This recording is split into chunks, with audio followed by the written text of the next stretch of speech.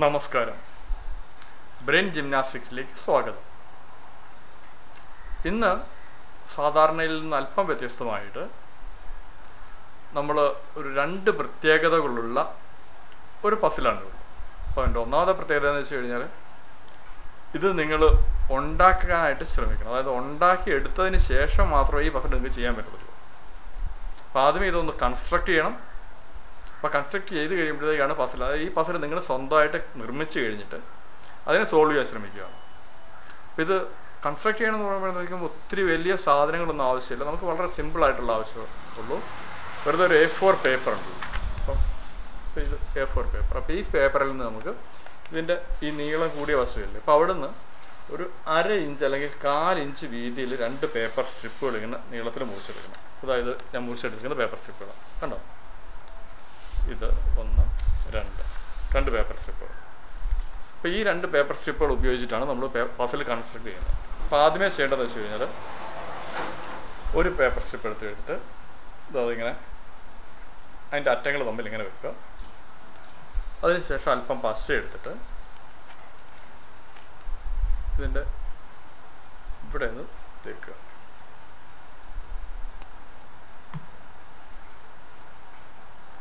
അപ്പം ഇവിടെയാണ് നമുക്ക് പച്ച വെച്ചത്.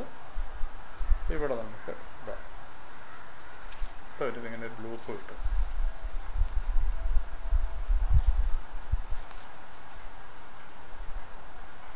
ഇങ്ങനെ ഒരു ലൂപ്പ്. ഇതുപോലെ തന്നെ മറ്റൊരു ലൂപ്പ് രണ്ടാമത്തെ പേപ്പറിൽ നിന്ന് ഉണ്ടാക്കുക. 2 ഒരേ വലുപ്പത്തിലുള്ള പേപ്പർ എന്താ ഇങ്ങനെ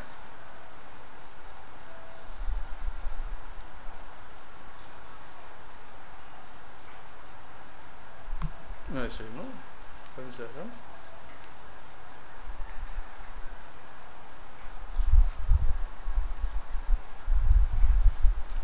ഇപ്പം ഇങ്ങനെ ഒരു ലുക്ക് കിട്ടുന്നു. അതായത് ഇപ്പോൾ നമുക്ക് 2 ലൂപ്പുകളുണ്ട് കേട്ടോ. ഇനി അടുത്ത സ്റ്റെപ്പ് എന്താണെന്ന് വെച്ച് കഴിഞ്ഞാൽ ഇതിൽ ഒരു ലൂപ്പിൽ ഈ ലൂപ്പിൻ്റെ ഒട്ടിച്ചിരിക്കുന്ന ഭാഗം ഇതാണല്ലോ. ഈ ഭാഗത്ത് ഒരു സ്വല്പം പശ തേക്കുക. ചർമ്മത്തിന് മുകളിൽ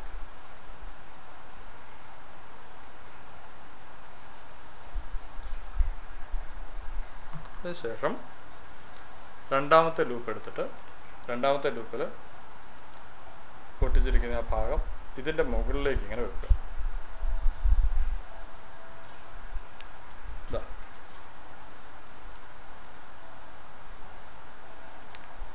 ഇപ്പോൾ ഒരു 8 പോലത്തെ ഒരു ഷേപ്പ് കിട്ടുന്നുണ്ട്.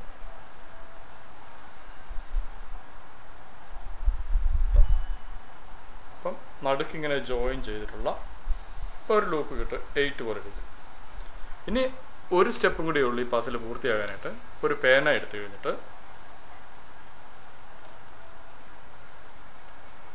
കഴിഞ്ഞിട്ട് ഇതിൽ ഇപ്പോൾ 2 ലൂപ്പുണ്ടല്ലോ, ഇതിൽ ഏതെങ്കിലും ഒരു ലൂപ്പിൽ ഒരു വൃത്തം വരയ്ക്കുക. ഒരു ലൂപ്പിൽ മാത്രമേ വൃത്തം വരയ്ക്കുള്ളൂ. ഞാനിപ്പം ഈ ലൂപ്പിലോട്ട് വൃത്തം വരയ്ക്കുകയാണ്.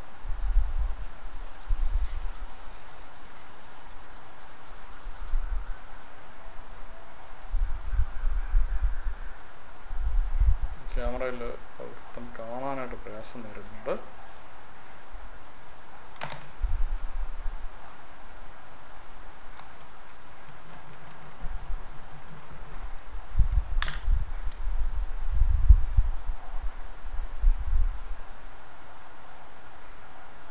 അപ്പം ഇതിൽ ഇവിടെ ഒരിടത്ത് ഞാൻ വൃത്തം വരച്ചിട്ടുണ്ട്. അത് ജസ്റ്റ് ഈ ലൂപ്പുകൾ തമ്മിൽ നമുക്ക് തിരിച്ചറിയാൻ വേണ്ടിയാണ്. അപ്പോൾ ക്യാമറയിൽ ഈ ഇതിൻ്റെ വെട്ടം കാരണം പക്ഷേ നിങ്ങൾക്ക് ഈ ലൂപ്പിൻ്റെ വരച്ചിരിക്കുന്ന വൃത്തം കാണാൻ പറ്റുന്നില്ല. പക്ഷേ മനസ്സിലാക്കുക എന്താ ചെയ്യേണ്ടതെന്ന്. അപ്പം ഇതിൽ ഒരു ലൂപ്പിൽ മാത്രമാണ് നമ്മളിപ്പം വൃത്തം വരച്ചിരിക്കുന്നത്. ഇനി ചെയ്യേണ്ടത് നിങ്ങളുടെ ഒരു കൈ, അപ്പോൾ ഏതെങ്കിലും കൈ ആയിക്കോട്ടെ, ഇടത് കൈയോ വലത് കൈയോ, അതിൻ്റെ ഇൻഡെക്സ് ഫിംഗർ ഒരു ലൂപ്പിലേക്ക് ഇടുക. എൻ്റെ തമ്പ്, അതായത് നമ്മുടെ ചൂണ്ടുവിരൽ ഒരു ലൂപ്പിലേക്കും തള്ളവിരൽ മറ്റേ ലൂപ്പിലേക്ക് ഇടുക. അപ്പോൾ ഇങ്ങനെ ഇട്ട് കഴിഞ്ഞിട്ട് ഇത് തമ്മിൽ ഇങ്ങനെ യോജിപ്പിക്കുക. ഇപ്പം നോക്കുമ്പം